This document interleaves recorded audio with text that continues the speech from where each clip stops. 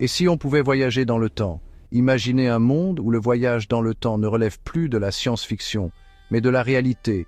Une machine, une technologie révolutionnaire, permettrait de remonter le passé ou de sauter vers le futur. Mais à quoi ressemblerait notre vie si on pouvait réellement maîtriser le temps? Quels impacts cela aurait-il sur nous et sur le monde? Accrochez-vous, on embarque dans ce scénario fascinant.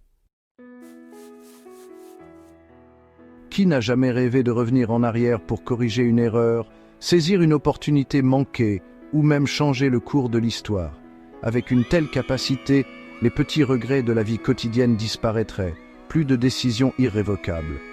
Rater un rendez-vous? Pas grave, on recommence. Échouer à un examen? Retour en arrière et ça repart.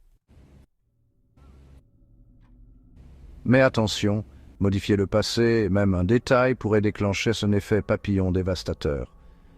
Imaginez que vous empêchez une rencontre entre deux personnes. Peut-être êtes-vous en train d'effacer votre propre existence. Et que dire des tentatives de changer des événements historiques majeurs comme la chute d'un empire ou la fin d'une guerre? Chaque changement pourrait entraîner des conséquences incontrôlables pour le présent.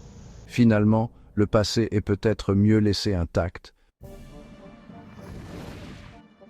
Et si vous pouviez jeter un œil dans le futur, découvrir ce qui vous attend dans 10 ans, 100 ans ou même 1000 ans, ce serait fascinant, mais aussi terrifiant. D'un côté, cela permettrait d'anticiper les catastrophes, prévenir des guerres, des pandémies ou des catastrophes naturelles. On pourrait aussi investir dans le bon secteur pour devenir riche ou voir nos arrière-petits-enfants vivre une vie merveilleuse. Mais là encore, le danger guette. Si tout est déjà écrit dans le futur, cela veut dire que notre libre arbitre n'existe pas. Nous serions condamnés à suivre un chemin tracé à l'avance. Pire encore, découvrir un futur sombre pourrait nous plonger dans le désespoir, ou nous pousser à vouloir changer ce qui n'a pas encore eu lieu. Voyager vers l'avenir pourrait ainsi devenir une obsession incontrôlable. Le voyage dans le temps n'est pas sans risque. Parmi les défis majeurs, les paradoxes temporels posent un vrai casse-tête. Le plus célèbre d'entre eux est sans doute le paradoxe du grand-père. Si vous retournez dans le passé et empêchez votre grand-père de rencontrer votre grand-mère, vous ne pourrez pas naître. Mais si vous n'êtes pas né, alors qui a voyagé dans le temps pour empêcher leur rencontre? Ces boucles temporelles sont fascinantes à imaginer, mais elles montrent à quel point jouer avec le temps pourrait causer des situations absurdes et irrésolubles. À chaque modification, une réalité parallèle pourrait se créer, multipliant les univers comme des reflets dans un miroir infini, un véritable casse-tête cosmique. Imaginons que le voyage temporel devienne une réalité. Qui y aurait accès? Certainement pas tout le monde. Il y aurait des règles, des limites et un coût.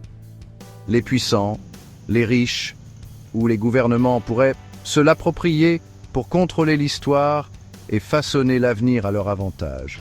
Une minorité détiendrait alors un pouvoir absolu sur le temps, tandis que le reste du monde subirait leur choix.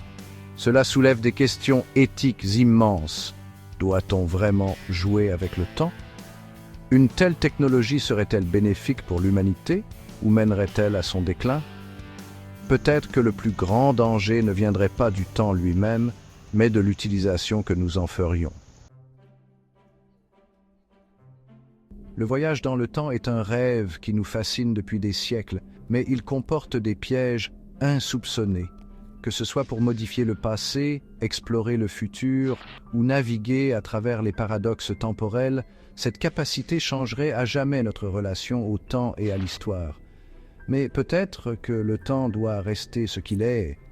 Un fil invisible qui tisse nos vies, nous pousse à avancer, à apprendre de nos erreurs et à rêver du futur sans jamais s'y précipiter. Et vous, si vous pouviez voyager dans le temps, où iriez-vous en premier? Le passé ou le futur? Laissez-moi vos réponses en commentaire.